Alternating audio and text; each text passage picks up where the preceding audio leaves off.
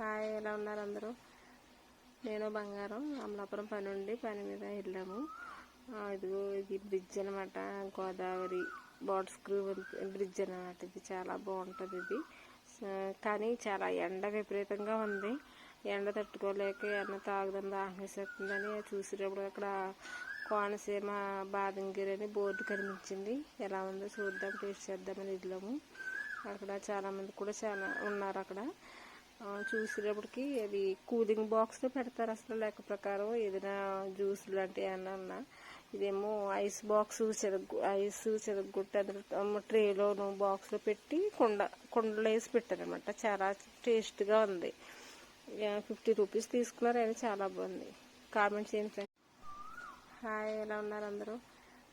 నేను బంగారం అమలాపురం పని మీద వెళ్ళాము. ఇదిగో ఇది బ్రిడ్జ్ అనమాట, గోదావరి